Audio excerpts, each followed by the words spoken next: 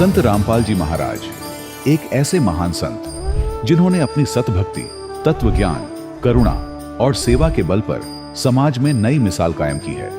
संत रामपाल जी महाराज की अगुवाई में उनके सभी सतलोक आश्रमों से समाज कल्याण के अद्भुत कार्यों ने समाज को सुनहरे भविष्य की एक नई उम्मीद दिखाई है। संत रामपाल जी महाराज से नाम दीक्षा लेने के बाद लाखों लोगों की लाइलाज बीमारियां जैसे कैंसर, एड्स आदि ठीक हुई। संत जी के ज्ञान से प्रेरित होकर उनके अनुयायियों ने लाखों यूनिट रक्तदान किया। संत जी ने लाखों बहन बेटियों का दहेज मुक्त विवाह करवाया।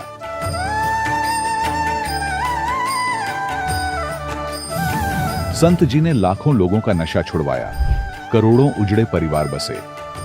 संत जी के आश्रमों में समागम के दौरान निःशुल्क नेत्र चिकित्सा, दंत चिकित्सा प्रदान की जाती है। संत रामपाल जी महाराज द्वारा समय समय पर पर्यावरण संरक्षण के उद्देश्य से बड़े स्तर पर वृक्षारोपण किया जाता है। संत जी ने जरूरतमंदों को तत्काल राहत पहुंचाने के लिए एम्बुलेंस सेवा शुरू की। संत जी अपने अनुयायियों को देहदान के लिए प्रेरित करते हैं, जिससे मानवता की सेवा और चिकित्सा क्षेत्र में सुधार हो सके। संत रामपाल जी महाराज के सभी आश्रमों में हर रोज निःशुल्क भंडारा आयोजित किया जाता है, जहां हर वर्ग, हर जाति और हर धर्म के लोग एक साथ बैठकर भोजन करते हैं।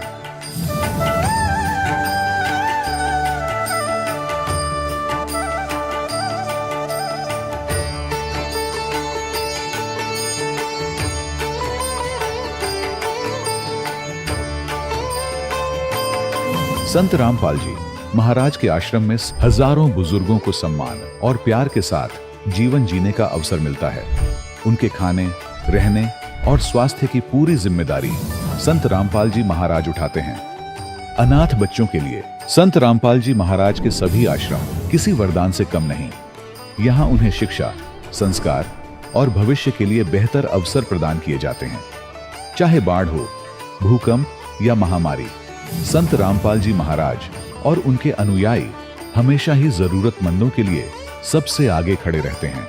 कोविड महामारी के दौरान संत रामपाल जी महाराज के आश्रमों से करोड़ों लोगों के लिए भोजन, दवाइयां और जीवन रक्षक सामग्रियां उपलब्ध कराई गई। चाहे गरीब की मदद हो या किसी शोषित और पीड़ित वर्ग के हक और सम्मान की लड़ाई, संत रामपाल जी महाराज ने हमेशा ही उनकी दबी आवाज को सरकारों तक पहुंचाया है और उन्हें उचित न्याय दिलवाने में अहम भूमिका अदा की है।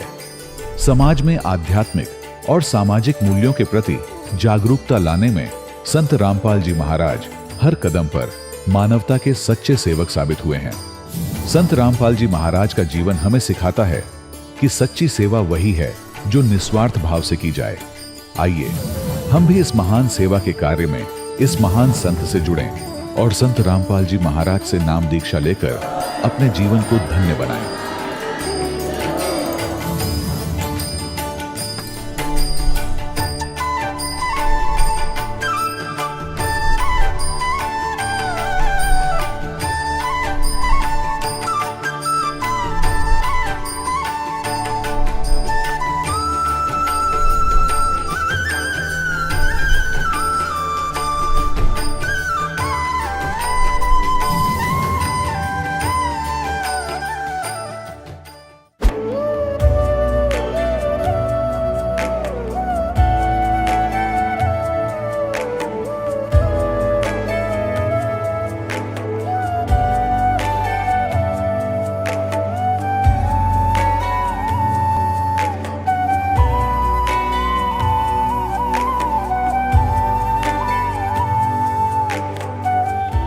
पवित्र श्रीमद् भागवत गीता, पवित्र चारों वेद, पवित्र कुरान शरीफ, पवित्र बाइबल, पवित्र गुरु ग्रंथ साहिब, पवित्र कबीर साहिब की वाणी में छुपे हुए गूढ़ रहस्य अर्थात तत्व को जानने के लिए कृपया अवश्य सुनिए जगत गुरु तत्वदर्शी संत रामपाल जी महाराज के मंगल प्रवचन। दर्शकों, इंसान अपनी मुश्किलों से निजात पाने के लिए क्या क्या नहीं करता।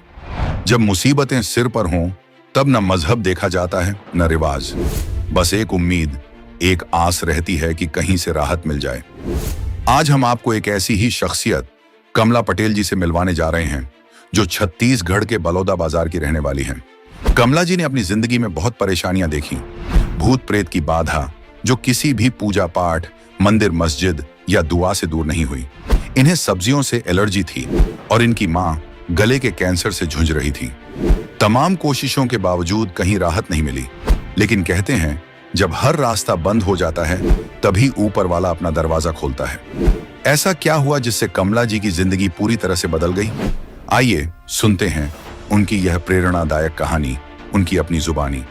नमस्कार जी। नमस्कार सर जी। क्या नाम है जी आपका? मेरा नाम कमला पटेल है। कमला जी, आप कहाँ से हैं? मैं जिला बलौदा बाजार छत्तीसगढ़ से। संत रामपाल जी महाराज से नाम दीक्षा आपने कब ली? मैं बंदी छोड़ सतगुरु रामपाल जी महाराज जी से 15 सितंबर सन 2013 को ली। संत रामपाल जी महाराज से नाम दीक्षा लेने से पहले आप क्या भक्ति साधनाएं करती थीं? मैं संत रामपाल जी महाराज जी से नाम दीक्षा लेने से पहले दुर्गा जी, शिव जी, गणेश जी आदि हिंदू देवी देवताओं की भक्ति करती थी। जैसे कि आपने बताया कि आप सभी देवी देवताओं की भक्ति कर ही रही थी, तो फिर क्या कारण बना कि आप संत रामपाल जी महाराज जी की शरण में आई? मैं बंदी छोड़ सतगुरु रामपाल जी की शरण में ऐसे आई सर जी, मेरी तबीयत बहुत ख़राब रहती थी। मुझे प्रेत बाधा एवं एलर्जी की समस्या थी। मेरे माँ के गले में कैंसर था। हम बहुत सारे डॉक्टर, बाबा, तांत्रिक, ओझा के पास जा चुके थे। हम बहुत दुखी रहते थे। मैं अपनी शारीरिक कष्ट एवं भूत प्रेत के बाधा से इतनी ज़्यादा परेशान थी कि जब मेरे रिश्तेदार मुझे देखने आते थे तो वे अपनी अपनी जानकारी के अनुसार ओझा, तांत्रिक एवं मंदिर मस्जिद के बारे में बताते थे कि वहाँ जाने के बाद सारी कष्ट दूर हो जाता है। इस प्रकार से उनके बताए अनुसार मैं ओझा, तांत्रिक एवं दुआ प्रार्थना कराने जाती थी। कुछ लोगों से जानकारी मिली कि ईसाई धर्म के चर्च में जाने से, दुआ प्रार्थना कराने से शारीरिक लाभ मिलता है। इस प्रकार से चर्च में हर सप्ताह, हर शुक्रवार जाने लगी। ऐसे करते करते कई साल बीत गए, लेकिन मेरी परेशानी कम होने की बजाय और बढ़ती चली गई, लेकिन मुझे किसी प्रकार से कोई लाभ नहीं हुआ। फिर मैं संत रामपाल जी के शरण में ऐसे आई, मैं अपने बहन घर गई थी। वहाँ हमारे रिश्तेदार आए हुए थे। उन्होंने संत रामपाल जी महाराज जी से नाम दीक्षा ले रखी थी। उन्होंने बताया कि उनके शरण में जाने से बड़ी से बड़ी बीमारी ठीक हो जाती है। और फिर मैं गई, बरवाला गई और संत रामपाल जी महाराज जी से नाम दीक्षा ली। जैसे कि आपने बताया कि आपके बताए अनुसार आप बहुत ज़्यादा दुखी थी, तो क्या संत रामपाल जी महाराज से नाम दीक्षा लेने के बाद आपको सुख हुए और क्या कोई लाभ भी मिले आपको? जी सर जी, मुझे बंदी छोड़ सतगुरु रामपाल जी के शरण में आने से बहुत लाभ प्राप्त हुए। सबसे पहली तो मुझे प्रेत बाधा की समस्या थी जो 8-9 साल से ठीक नहीं हो रहा था, और बंदी छोड़ सतगुरु रामपाल जी के शरण में आने के तुरंत बाद ठीक हो गया। इसके अलावा मेरे घर में मेरे माँ को गले के कैंसर था, जो कि बहुत इलाज कराने के बावजूद भी अंतिम स्टेज में पहुँच गई थी। उनको भी हमने संत रामपाल जी महाराज जी से नाम दीक्षा दिलाने के बाद कोई भी दवाई नहीं लेनी पड़ती। संत जी के आशीर्वाद मात्र से उनकी कैंसर जैसी जानलेवा बीमारी से मुक्ति मिल गई। सर जी, मैं और कितने लाभ बताऊं? लाभ गिनते गिनते मैं थक जाऊंगी, लेकिन परमात्मा स्वरूप संत रामपाल जी महाराज जी से प्राप्त लाभ सिर्फ मुझे ही नहीं, जितने भी उनसे नाम दीक्षा लेकर भक्ति कर रहे हैं उन सभी को आर्थिक, शारीरिक एवं आध्यात्मिक लाभ हो रहे हैं। एक और लाभ मैं बताना चाहूँगी। मुझे एक विशेष प्रकार की परेशानी थी। मुझे बचपन से एलर्जी की शिकायत थी। मैं कोई भी सब्जी नहीं खा पाती थी। सब्जी खाने से एलर्जी के कारण मेरे हाथ पाँव में घाव हो जाते थे। मेरी स्थिति इतना ज़्यादा ख़राब हो जाती थी कि मैं एक चम्मच भी नहीं उठा पाती थी, ना अपने हाथ से मैं खा पाती थी, न मैं चल फिर पाती थी। यहाँ तक कि मुझे बाथरूम भी जाना पड़ता था तो मेरे माँ बहन पकड़ के ले जाते थे। लेकिन बंदी छोड़ सतगुरु रामपाल जी की शरण में आने से मेरी इतनी बड़ी बीमारी ठीक हो गई और मुझे किसी भी प्रकार से सब्जी से कोई परहेज नहीं करना पड़ता। मैं सभी प्रकार की सब्जी खा रही हूँ। लेकिन डॉक्टर ने कहा कि जो सब्जी से एलर्जी हो रही है उसको छोड़ना पड़ेगा और ज़िंदगी भर दवाई लेनी पड़ेगी। लेकिन परमात्मा से संत रामपाल जी महाराज के शरण में आने से न तो मुझे दवाई की ज़रूरत पड़ी। उनके आशीर्वाद मात्र से मैं ठीक हो गई। एक बार मैं अपने बाड़ी में सब्ज़ी तोड़ने गई थी तो बिच्छू ने मुझे डंक मार दिया। तो फिर दर्द बहुत ज़्यादा हो रहा था। मैं अपने घर में परमात्मा की जो पूजा स्थल बना रखी है, वहाँ परमात्मा ने एक चरणामृत बख्श रखी है, उनको ली। फिर जो हमारे सद्गुरु जी ने हमें मंत्र दिए हैं, उनके जाप की। फिर 1-2 घंटा में दर्द ठीक हो गया। जैसे कि आपने बताया कि संत रामपाल जी महाराज जी के अनुयायियों को लाभ मिले। संत रामपाल जी महाराज बहुत सारे लोग श्रद्धालुओं को लाभ देते हैं, तो पहले जो भक्ति साधना आप करती थी उनसे आपको लाभ नहीं मिले और संत रामपाल जी महाराज की भक्ति से ही आपको लाभ मिले, ऐसा क्यों हुआ? संत रामपाल जी महाराज जी हमें वेद शास्त्रों के आधार पर भक्ति विधि बताते हैं। वेद शास्त्र के आधार पर भक्ति करने से लाभ मिलता है। संत रामपाल जी महाराज जी से नाम दीक्षा कैसे ली जा सकती है?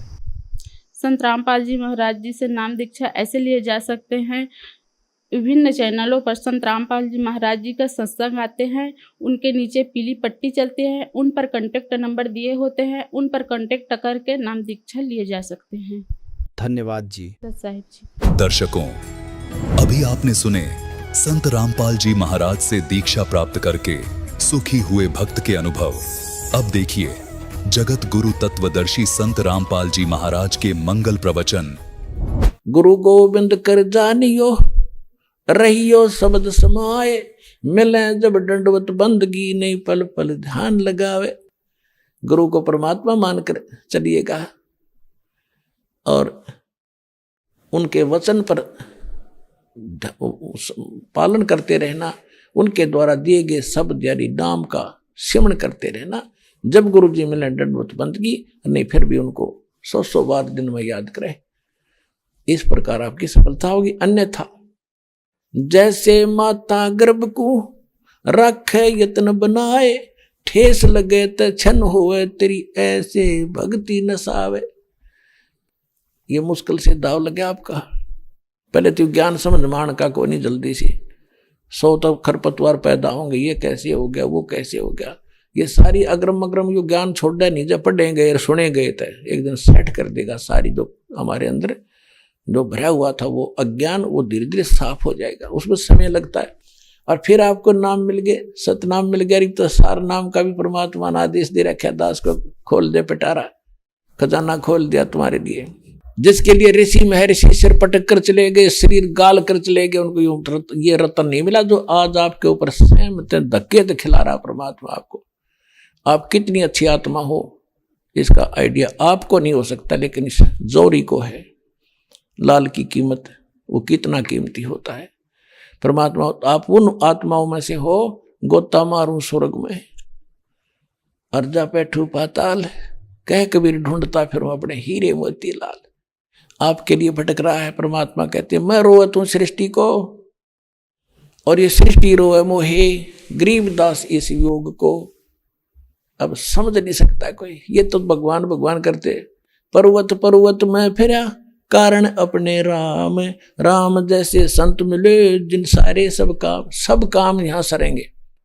मोक्ष भी आपका होगा, कंप्लीट मंत्र मिलेंगे, और पूरा घर में भी सुख, शरीर में सुख, और जहाज में बैठ के जाओगे। ये सत्कर मान लेना, जब लगे रहे तो नियमित रहना।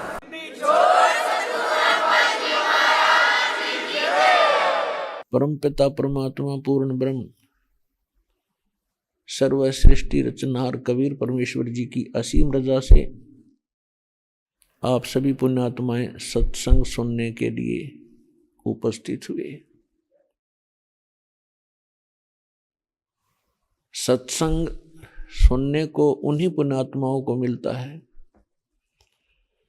जिनके ऊपर परमात्मा की एक विशेष रजा होती है। अन्यथा ये इंसान कितना ही चतुर बना रहे, कितनी उसकी महिमा बनी हुई हो, कितना ही वो धनी हो, कितना ही वो राज्य पद पर उपस्थित हो, जब तक इस प्राणी को सत्संग नहीं मिलेगा इसका मानव जीवन व्यर्थ है। तब तक ये केवल अपना पूर्व जन्म के किए हुए पुण्य और पापों का भोग ही भोग रहा होता है। भविष्य का उसके पास कोई भी विकल्प नहीं होता। उस जो मनुष्य जीवन का मुख्य उद्देश्य है उसका ज्ञान उसको नहीं हो पाता जो प्राणी सत्संग में नहीं आता। प्रथम तो मानव शरीर बहुत ही दुर्लभ बताया है। सभी सदग्रंथों ने, सभी महापुरुषों ने और स्वयं परमेश्वर ने भी आकर हमें यही राय दी है, मानुष जन्म दुर्लभ है, ये मिले न बारंबार, तरवर से पत्ता टूट गिरे वो बोर न लगता डर। मानुष जन्म पाए कर जो नहीं रटे हरि नाम, जैसे कुआ जल बिना बनवाया क्या काम।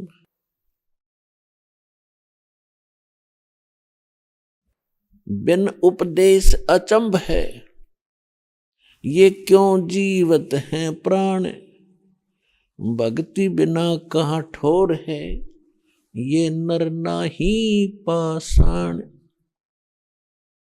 अगम निगम को खोज ले, बुद्धि विवेक विचार, उदय अस्त का राज मिले, तो बिन नाम बेगार। पृथ्वीपति चकवे गए, जिनके चक्र चलंत, ये रावण श्रीखे कौन गिणे, ऐसे गए अनंत। सर्व सोने की लंका थी, वो रावण से रणधीरम, एक पलक में राज बिराजी, जम के पड़े जंजीरम। परमपिता परमात्मा अपने बच्चों को इस काल के जाल से निकालने के लिए, यथार्थ ज्ञान बताने के लिए वो स्वयं ही यहाँ आते हैं। और जब परमात्मा आते हैं तब तक हम इन काल के दूतों द्वारा अज्ञान के अंदर इतने ओतप्रोत कर दिए जाते हैं कि हम उस ज्ञान को सुनना भी पसंद नहीं करते। आज से 600 वर्ष पहले परमात्मा इस कलयुग में स्वयं आए थे सन 1398 में, और सन 1518 तक 120 वर्ष कबीर परमेश्वर जी एक जुलाहे की भूमिका करके और साथ में ये तत्व ज्ञान प्रचार किया करते थे। उस समय परमात्मा हमें यही ज्ञान दिया करते थे कि तुम यहाँ के वासी नहीं हो। और वो परमात्मा जिन महापुरुषों को मिले हैं उनको भी यही ज्ञान दिया, उनको अपने से परिचित कराया। उनमें से कौन कौन वो महापुरुष हैं कलयुग के अंदर जो दास के नॉलेज में है, तो उन महापुरुषों को परिचित कराया अपने से। तो वो महापुरुष कौन कौन हैं? आदरणीय धर्मदास साहिब जी, आदरणीय मलुकदास साहिब जी, आदरणीय नानक देव साहिब जी, आदरणीय दादू साहिब जी, आदरणीय गरीबदास साहिब जी, गांव छुड़ानी जिला झज्जर हरियाणा वाले, आदरणीय गीसा दास साहिब जी, गांव खेकड़ा जिला बागपत उत्तर प्रदेश वाले, आदरणीय स्वामी रामानंद जी काशी वाले। इन महापुरुषों को परमात्मा मिले और उन महापुरुषों ने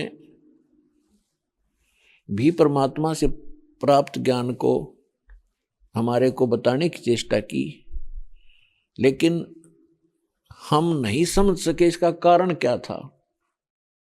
जब परमात्मा आकर स्वयं 120 वर्ष तक हमें यही ज्ञान देते रहे, गली गली में जाकर, गांव गांव में प्रकट होकर, एक समय हजारों जगह प्रकट हो जाते थे भगवान। और वहां जाकर अपने बच्चों को ज्ञान सुनाते समझाते थे। अब परमात्मा के अंदर इतनी पावर है, हमारे बहुत से काम तो उनके दर्शन मात्र से ही सिद्ध होने लग जाते हैं। कुछ ऐसे उनकी वाणी मुख कमल से निकलती है, उससे हमारे बहुत से पाप नरम हो जाते हैं, कम हो जाते हैं, न्यून हो जाते हैं। और परमात्मा इसी उद्देश्य से यहाँ भटकते रहते हैं कि कभी तो इनको अकल आवेगी, कभी तो मुझे पहचानेंगे। अब तो इन्होंने काल की माया की भांग पी रखी है। ये भांग उतरेगी जब इनके समझ में आवेगी कि हम कहाँ पड़े हैं, हम क्या कर रहे हैं, हमने करना क्या चाहिए था। जैसे एक शराबी शराब पी के बाहर पड़ा था, गंद में, कुर्डियों पे, कूड़ा करकट में, उसको उठाने की चेष्टा करते हैं, धूप के अंदर पड़ा था, पसीना आया हुआ, रेत लिपटा हुआ, उसको उठाने की चेष्टा करते हैं कि उठ ले भैया, यहाँ मत लेट, बहुत बुरा स्थान पर पड़ा है तू। तो वो कहता है छेड़ा मत, मौज हो रही है। तो वो दशा आज आपकी और हमारी है। हम अपने घर को छोड़कर यहाँ करोड़ियों पा के गिर गए और यहाँ काल की भांग पी के हम इसमें मस्त हो गए, अब मौज हो रही है। यह मौज नाम की चीज नहीं, आपका भूल और ये नशा है। कबीर ये माया अटपटी, सब गट आण अड़ी, किस किस को समझाऊं या कुएं भांग पड़ी। तो परमात्मा इस भांग को उतारने के लिए आया करते थे। अपनी प्यारी आत्माओं को भी अपने से परिचित कराकर उनकी भी सेवा दी उनको कि तुम भी समझाओ अपने बहन भाइयों को, शायद इनकी भांग उतर जा और ये पहचान ले मेरे को। पुणात्मा कितने दयालु है वो दाता। स्थान स्थान पर प्रकट होकर 600 वर्ष पहले हजारों, एक दिन में हजारों प्लेस स्थानों पर प्रकट होकर ज्ञान दिया करते थे। परमात्मा के दर्शन से भी हमारे बहुत से पाप नाश होते हैं। कुछ पाप ऐसे हैं जो परमात्मा की इस वाणी के पाठ पठन और श्रवण से ही हमारे समाप्त होते हैं। कुछ पाप ऐसे हैं जो नाम के सिमरन से ही कटा करते हैं। कुछ पाप ऐसे हैं जो प्रणाम करने से भी खत्म होते हैं। तो इस प्रकार हम युगों युगों से बहुत ज्यादा रोगग्रस्त हो गए हैं। हर प्रकार के पाप हमारे अंतःकरण में समाये हुए हैं। इनका नाश करने के लिए हमने ये सभी तरीके अपनाने पड़ेंगे।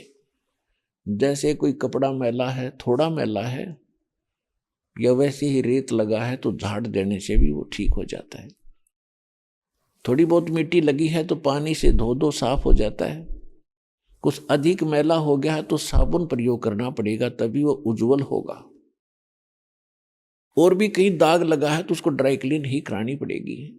तो इस प्रकार इस सारे प्रोसेस को अपना कर तभी हम उस कपड़े को उज्जवल कर पाते हैं। ठीक इसी प्रकार हमारे अंतःकरण में युगों युगों के ये पाप जमा हो गए, अंतःकरण मलिन हो गया। इसकी सफाई के लिए हमने ये सभी तरीके अपनाने पड़ेंगे। कौन कौन से? 500 यज्ञ करनी पड़ेंगी। एक यज्ञ है धर्म की, दूजी यज्ञ है ध्यान, तीजी यज्ञ हवन की, चौथी यज्ञ प्रणाम, और यज्ञ 5वीं ज्ञान है। समझे कोई बिरला दास। ज्ञान यज्ञ है ये सत्संग स्वाध्याय जो हम किया करते थे पहले। कोई गीता जी का पाठ करता था, कोई जप जी का पाठ करते हैं, कोई वेदों के कुछ मंत्र लेकर उनको नित्य पठन पाठन करते हैं। और ये ज्ञान यज्ञ है। और मुसलमान भाई जो 5 वक्त की नमाज करते हैं, ये भी ज्ञान यज्ञ है। और साथ में वो सजदा करते हैं, ये भी प्रणाम है। तो वो केवल 2 ही यज्ञों का फल प्राप्त करते हैं, लाभ प्राप्त करते हैं। और हमारे यहाँ अपने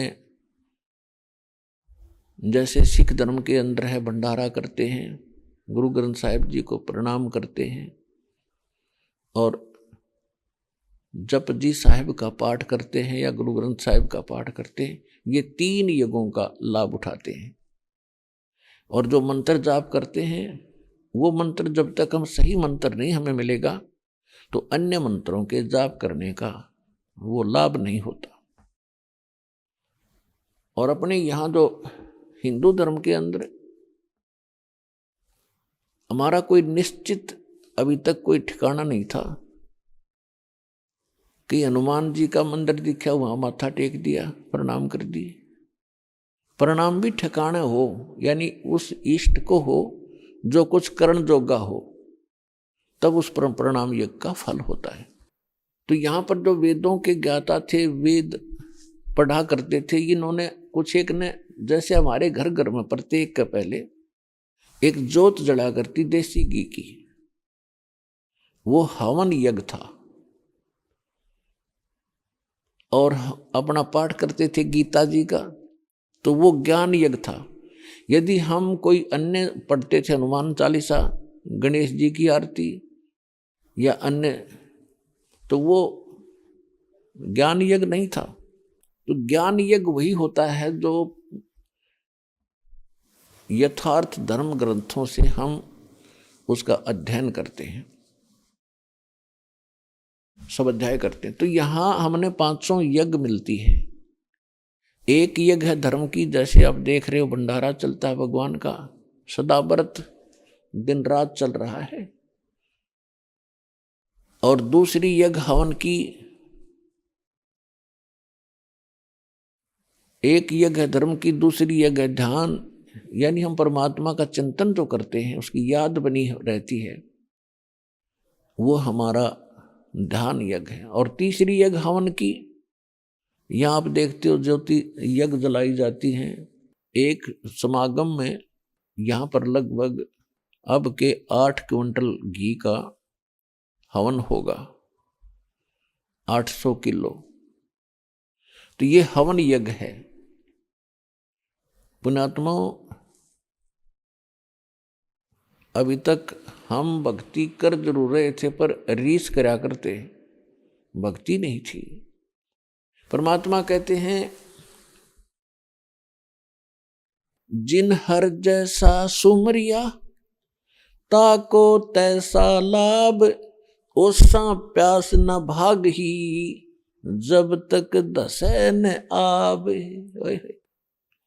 जिन हर जैसा सुमरिया, जिन्होंने जैसी भक्ति या सेवा सिमरन यज्ञ धर्म किए उनको उतना ही लाभ मिला। यज्ञ जैसे ओस के चाटने से प्यास नहीं बुझ सकती, जीभ गीली हो सकती है बस।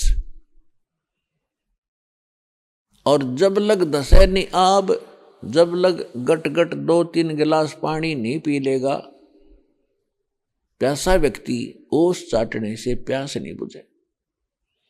अभी तक हम ओस चाट रहे थे और सतलोकाश्रम बरवाला जिला हिसार हरियाणा में आपको अब वो गिलास के गिलास पीने को मिल रहे हैं। आप इतनी भक्ति और धर्म कर रहे हो, अब आत्मा की युगों युगों की प्यास बुझेगी। आप भक्ति धन से परिपूर्ण हो जाओगे, आपके बच्चे सुखी होंगे, आपका शरीर स्वस्थ होगा, आपके हर प्रकार के संकट जो आपके ऊपर आने हैं वो नहीं आने देगा भगवान, उनको टालेगा। इसलिए भगवान की खोज करते हैं हम। अब जैसे, लेकिन वो करेगा किसके लिए? परमात्मा उनके लिए करेगा जो समर्पित होंगे। और एक कबीर परमात्मा के अतिरिक्त आपके स्वप्न में भी किसी अन्य देवी देवता के बारे में ये इच्छा व्यक्त ना हो कि ये मुझे लाभ दे, मैं इससे कुछ मांगूं, तब आपको ये लाभ मिलेगा।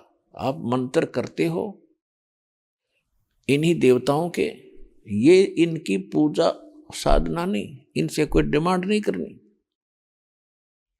नहीं तो आपकी भक्ति हीन होनी शुरू हो जाएगी, क्योंकि आप पहले से इनके कर्जवान हो। और ये साधना मजदूरी करके जो प्रथम मंत्र आपको दिया, इनकी आप ऋण चुकाते रहो, इनसे कुछ मत मांगो। आप मांगो अपने समर्थ दाता से, कबीर भगवान से, और आपको वो अपने कोटे से देता रहेगा और उधर से आपका कर्ज उतरता रहेगा। तो उसको पति भर्ता कहते हैं, जो अपने पति के अतिरिक्त अन्य किसी पुरुष की इच्छा स्वप्ने में ना करे।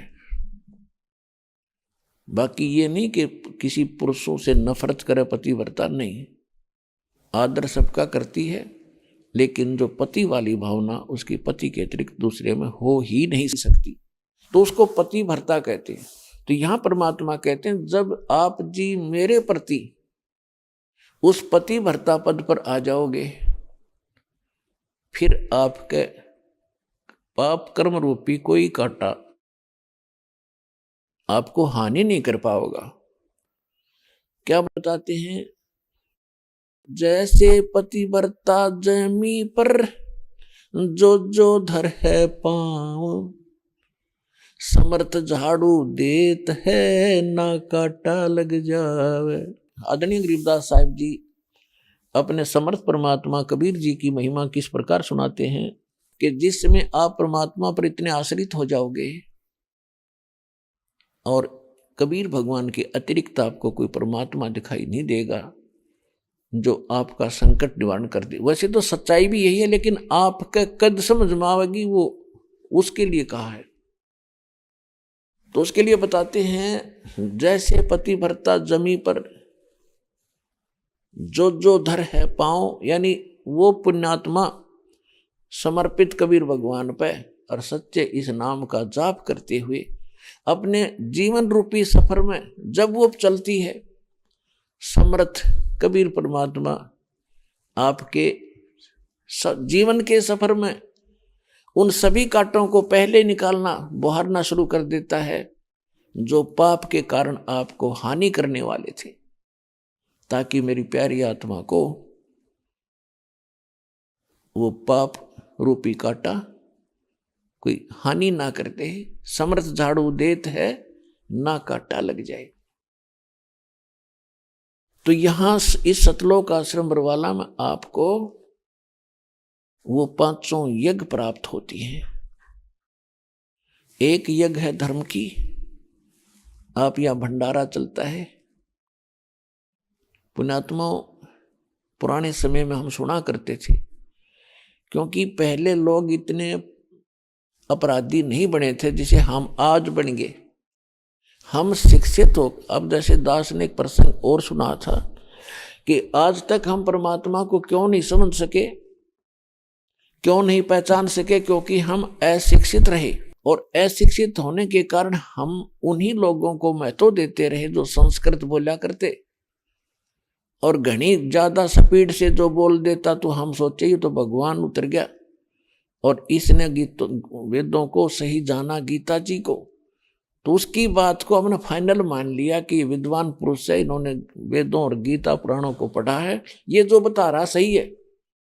और परमात्मा आया करते वो आपकी भाषा में बोला करते, सिंपल लैंग्वेज में, और वो हमारे समझ में नहीं आई कि ये तो कबीर है, धानक है, जुलाहा है, शूद्र है, ये वेद गीता को पढ़ नहीं सकता, क्योंकि ब्राह्मण लोग ही वेद और गीता और सदग्रंथों को और संस्कृत के पढ़ने के अधिकारी थे वो उस समय।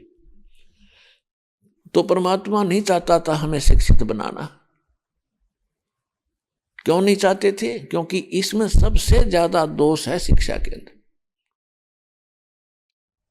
क्या दोष आ गया? हम छोटी मोटी नौकरियां प्राप्त कर ली, छोटे मोटे पद प्राप्त हो गए, बड़े से छोटे बड़े कोई पद प्राप्त हुए, अहंकारी हो गए, अप टू डेट अप्लातून बनकर चालें। हम भूल गए भगवान को, साइंटिस्ट बन के हम परमात्मा से दूर हो गए, डॉक्टर बन गए, कहते मैं दवाई देता हूं, औषधि देता हूं, इससे ठीक होते।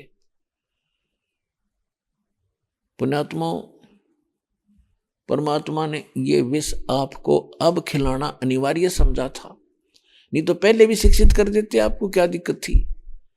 लेकिन आपके अंदर से भगवान दूर हो जाता। अब ये समय है 5505 वर्ष, 5505 वर्ष वाला समय आ गया। 1997 में कलयुग 5505 बीत गया, और उसके बाद आप देख रहे हो ये वैज्ञानिक तरक्की। मोबाइल फोन नहीं थे पहले, ये मोबाइल फोन बनवाए। टेलीविजन नहीं थे, ये जो आजकल जैसे इलेक्ट्रॉनिक मीडिया इतना ज़्यादा बनवा दिया, इंटरनेट, यूट्यूब, इतना तहलका मचवा दिया दाता ने। पहले तो इसमें बकवाद भर रखी हैं इस यूट्यूब और इन वेबसाइटों पर। अब इसके अंदर परमात्मा का ज्ञान भरा जाओगा।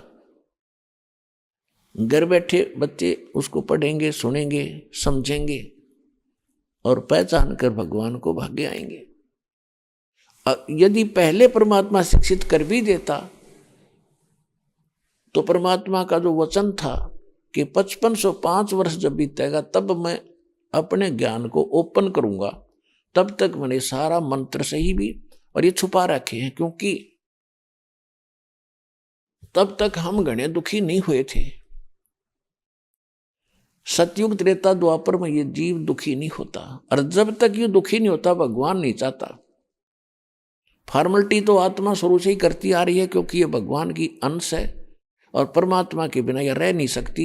उसके लिए काल ने बहुत बड़ा जुगाड़ जोड़ रखा है। इसके लिए नरे ठग संत बैठा दिए, जगह जगह पर पता नहीं कितने प्रकार के ये और धाम बनवा दिए। इसने भक्तिकरण की इच्छा होती है तो वहां धक्के खाती रहे, और कर्म खूब बिगड़वा दिए। सारा दिन एक रोटी के लिए ना जाने कितने झूठ बोल कर, कितने पाप करके ये जीव विश्राम लेता है, और पुण्य कोई बन नहीं पाता, क्योंकि शास्त्र अनुकूल साधना बिना हमारा धर्म नहीं उभर सकता, हमारा पुण्य नहीं हो सकता, हमारे शुभ संस्कार बन नहीं सकते, वो हमें मिली नहीं। तो जिस कारण से ये अभी तक हम भगवान को नहीं समझ सके, और परमात्मा ने उस समय आकर भी हमें अशिक्षित रखकर और हमारी ही भाषा में हमें समझाने की चेष्टा की कि ताकि ये मुझे पहचान ले। लेकिन हम उनको भगवान नहीं मान पाए, क्यों? लेकिन सुख घने होने से, सुख तो परमात्मा जहां भी जाते थे, और कोई भी अर्ज करता था महाराज मैं तो घना दुखी हूं, बेटा दया करेंगे परमात्मा, खुद मालिक थे वो, और अपने बच्चों का दुख वो कैसे देख सकता। तो उनको उनके केवल वाणी सुनने से, आशीर्वाद से लाभ देकर उनको कुछ भक्ति युक्त कर दिया, ताकि ये इस जीवन में ठीक से पार कर लें। तो मोक्ष तो तब हो ही नहीं सकता था, क्योंकि भगवान ने बैन लगा रखा था कि धर्मदास मेरी लाख दुहाई, ये सार नाम की दबार न जाई, ये सार नाम बार जो पढ़ी बिचली पीढ़ी हंस नहीं तेरी। और बिचली पीढ़ी कब थी? अब ये आएगी बिचली पीढ़ी शुरू। तो तब तक ये मूल ज्ञान तो, मूल नाम तो देना नहीं था। ये काल के दूतां का हाथ लग जाती है मंत्र। तो आज दास कैसे डिफरेंट कर आपको डिफरेंशिएट बताता, भिन्नता कैसे बताता कि वो गलत है, ये ठीक है, ये प्रमाण देखो जिन महापुरुषों ने भक्ति की इस मंत्र से की, इनका मोक्ष हुआ। और ये हमारे सदग्रंथ बताते तो ये सभी के पास होता, तो आप फिर वहीं के वहीं रह जाते जहां पहले थे। इसलिए परमात्मा ने आपको उस समय शिक्षित बनाना उचित नहीं समझा, क्योंकि आप अहंकारी हो जाते। दास ने 18 वर्ष तक जूनियर इंजीनियर जेई की पोस्ट पे इरिगेशन डिपार्टमेंट हरियाणा में सर्विस की। दास एक ग्रामीण क्षेत्र से निकलकर शहर में रहने लगा। तो जो हमसे पहले के जो अधिकारी कर्मचारी थे उनका व्यवहार देखकर मैं चकित रहता था। जब वो जाते थे गांव में तो ग्रामीण उनकी इतनी सेवा करते थे, बैठो जी, चारपाई बिछा दो जी, दूध लाओ जी, साहब आगे दूध लाओ जी। और जब वो ग्रामीण उनके ऑफिस में आते थे, वो दुष्ट लोग चाय को नहीं पूछते थे उनको। मैं हैरान रहता था, मैं ये कैसे लोग हैं भगवान, कैसा कितना अंतर है। और लाइन में खड़े रहते थे, सारा दिन उनसे बात नहीं करते थे। तो इस शिक्षा ने नाश कर रखा है इस जीव का। अब शिक्षा इसलिए दी दाता ने कि मुझे पहचानेंगे, और फिर ज्ञान सही पा करके ये शिक्षित भी नर्म होंगे, जीव को अपनी औकात का पता रहेगा, और ऐसा ज्ञान दे दूंगा कि इसकी नाड़ नहीं उठ सकती अभिमान की, फिर अहंकार ऊपर नहीं उठ सकता, अहंकार के पास भगवान नहीं आ सकता, चाहे कितनी भक्ति कर लेना। रावण जैसी भक्ति आप नहीं कर सकते, ना शिव के कोई पुजारी कर सकता। इतना समर्पित था कि यहां से गर्दन काट के 4 भुजा और शीश समर्पित कर दिया था, लेकिन अभिमान नहीं गया उसका। जैसा किया उसको वापस दे दिया, क्योंकि उसकी आयु शेष थी, लेकिन अहंकार नहीं गया। खड़ा होकर तप किए, जाप किए, ओम नमः शिवाय किए, पता नहीं कितने के। उस मूर्ख गुरु ने उस रावण को मिसगाइड कर दिया कि वेदों में शंकर भगवान सुप्रीम पावर बताया है, तो उसने क्या पता, भोली आत्मा ने गुरु जी के आदेश अनुसार उसने साधना शुरू कर दी। और गीता और वेदों में गीता जी में लिखा है कि इन तीनों गुण की जो साधना, रजगुण ब्रह्मा, सतगुण विष्णु, तमगुण शिव जी की जो साधना करते हैं, वो राक्षस स्वभाव को धारण किए मनुष्यों में नीच दूषित कर्म करने वाले मूर्ख। तो वो तो गुण उसमें आना ही था, जो उसकी पूजा इसकी करने लगा। तो ऐसे जुल्म किए आज तक वो धिक्कारा जाता है। तो अभिमान के पास भगवान नहीं। उसका साथ में उसका भाई था विभीषण, वो परमात्मा कबीर जी की शरण में आया था, जिसमें परमेश्वर मुनिंद्र नाम से प्रकट थे। चारों युग में मेरे संत पुकारे, कूक कहा हम हेल रे, हीरे माणिक मोती बरसे, ये जग सुगता ढेल रे। अभी आपने सुने संत रामपाल जी महाराज के मंगल प्रवचन। आइए अब सुनते हैं संत रामपाल जी महाराज से नाम दीक्षा लेकर सतभक्ति करके अद्भुत लाभ प्राप्त करने वाले अनुयायी के विचार। ਸਤਿ ਸ੍ਰੀ ਅਕਾਲ ਜੀ। ਸਤਿ ਸ੍ਰੀ ਅਕਾਲ ਜੀ। ਤੁਹਾਡਾ ਕੀ ਨਾਮ ਹੈ ਜੀ? ਸਰ ਜੀ ਮੇਰਾ ਨਾਮ ਨੈਬ ਸਿੰਘ, ਪਿੰਡ ਮੈਸੋਪੁਰ, ਡਿਸਟ੍ਰਿਕਟ ਸੰਗਰੂਰ, ਪੰਜਾਬ ਦਾ ਰਹਿਣ ਵਾਲਾ ਹੈ। ਸੰਤ ਰਾਮਪਾਲ ਜੀ ਮਹਾਰਾਜ ਜੀ ਤੋਂ ਨਾਮ ਉਪਦੇਸ਼ ਲੈਣ ਤੋਂ ਪਹਿਲਾਂ ਤੁਸੀਂ ਕਿਹੜੀ ਭਗਤੀ ਸਾਧਨਾ ਕਰਦੇ ਸੀ? ਸਰ ਜੀ ਮੈਂ ਸਾਡੀ ਪਰੰਪਰਾਗਤ ਭਗਤੀ, ਮੈਂ ਸਿੱਖ ਸਮਾਜ ਦੇ ਵਿੱਚ ਮੇਰਾ ਜਨਮ ਹੋਇਆ, ਉਸ ਤਰ੍ਹਾਂ ਹੀ ਗੁਰੂ ਘਰ ਜਾਣਾ, ਅਖੰਡ ਪਾਠ ਕਰਵਾਉਣਾ ਸਾਲ ਸਮਾਹੀ 'ਚ, ਜਾਂ ਸਹਿਜ ਪਾਠ ਕਰਾਉਣੇ, ਸੁਬਹ ਜਪਜੀ ਸਾਹਿਬ ਦੇ ਪਾਠ ਕਰਨੇ, ਸੁਖਮਨੀ ਸਾਹਿਬ ਦੇ ਪਾਠ ਕਰਨੇ, ਸ਼ਾਮ ਨੂੰ ਜੋ ਰਾਇਆ ਰਸ ਵਗੈਰਾ ਜਿਸ ਤਰ੍ਹਾਂ ਦੀ ਸਾਡੀਆਂ ਪਰੰਪਰਾ ਸੀ ਉਸ ਤਰ੍ਹਾਂ ਭਗਤੀ ਕਰਦਾ ਸੀ। ਅਤੇ ਨਾਲ ਨਾਲ ਸਾਨੂੰ 2000 ਦੇ ਵਿੱਚ ਨਾ ਮੈਂ ਡੇਰਾ ਸਿਰਸਾ ਤੋਂ ਸੰਤ ਰਾਮ ਰਹੀਮ ਜੀ ਤੋਂ ਨਾਮ ਸ਼ਬਦ ਦੀ ਦਰਸ਼ਨਾ ਲੈ ਕੇ ਉਹਨਾਂ ਨੂੰ ਵੀ ਗੁਰੂ ਧਾਰਨ ਕੀਤਾ ਸੀ। ਅਤੇ ਇਸ ਤਰ੍ਹਾਂ ਮੈਂ ਆਪਣਾ ਜਿਹੜਾ ਜੀਵਨ ਸੀ ਉਹ ਬਤੀਤ ਕਰ ਰਿਹਾ ਸੀ ਇਸ ਤਰ੍ਹਾਂ ਦੇ ਧਾਰਮਿਕ ਪ੍ਰੋਗਰਾਮ ਦੇ ਵਿੱਚ। ਜਿਵੇਂ ਕਿ ਤੁਸੀਂ ਦੱਸਿਆ ਵੀ ਪਹਿਲਾਂ ਤੁਸੀਂ ਗੁਰਦੁਆਰੇ ਵੀ ਜਾਂਦੇ ਸੀ, ਉਹਦੇ ਨਾਲ ਨਾਲ ਤੁਸੀਂ ਡੇਰਾ ਸਿਰਸਾ ਤੋਂ ਵੀ ਨਾਮ ਉਪਦੇਸ਼ ਲੈ ਰੱਖਿਆ ਸੀ, ਫਿਰ ਸੰਤ ਰਾਮਪਾਲ ਜੀ ਮਹਾਰਾਜ ਜੀ ਦੀ ਸ਼ਰਨ ਦੇ ਵਿੱਚ ਆਉਣਾ ਕਿਵੇਂ ਬਣਿਆ? ਸਰ ਜੀ ਮੇਰਾ ਨਾ ਕਾਰਨ ਇਹ ਬਣਿਆ ਕਿ 2008 ਦੇ ਵਿੱਚ ਨਾ ਮੇਰਾ ਐਕਸੀਡੈਂਟ ਹੋ ਗਿਆ ਸੀ, ਜਿਸ ਦੇ ਵਿੱਚ ਨਾ ਮੇਰੀ ਸੱਜੀ ਲੱਤ ਬਿਲਕੁਲ ਚਕਨਾਚੂਰ ਹੋ ਗਈ ਸੀ। 2008 ਤੋਂ ਲੈ ਕੇ 2009 ਤੱਕ ਮੈਂ ਹਸਪਤਾਲਾਂ ਦੇ ਚੱਕਰ ਲਾਉਂਦਾ ਰਿਹਾ ਅਤੇ ਫਿਕਸੀਏਟਰ ਵਗੈਰਾ ਲਾ ਕੇ ਉਹਨਾਂ ਨੇ ਮੇਰੀ ਲੱਤ ਨੂੰ ਰੱਖਿਆ। ਅਤੇ ਐਂਡ ਦੇ ਵਿੱਚ ਕੀ ਹੋਇਆ ਨਾ, ਮੇਰੀਆਂ ਜਿਹੜੀਆਂ ਉਹ ਲੱਤ ਦੀਆਂ ਅੰਦਰੋਂ ਹੱਡੀਆਂ ਸੀ ਉਹ ਗਲਣੀਆਂ ਸ਼ੁਰੂ ਹੋ ਗਈਆਂ, ਪੀਕ ਬਣਨੀ ਸ਼ੁਰੂ ਹੋ ਗਈ। ਅਤੇ ਡਾਕਟਰਾਂ ਨੇ ਐਂਡ ਵਾਲਾ ਜਿਹੜਾ ਇਲਾਜ ਸੀ ਨਾ ਉਹਨੂੰ ਕੱਟਣਾ ਦੱਸਿਆ ਵੀ ਇਹ ਤਾਂ ਕੱਟਣੀ ਪੈਣੀ ਹੈ ਲੱਤ, ਇਹਦਾ ਕੋਈ ਇਲਾਜ ਨਹੀਂ ਬਣਨਾ।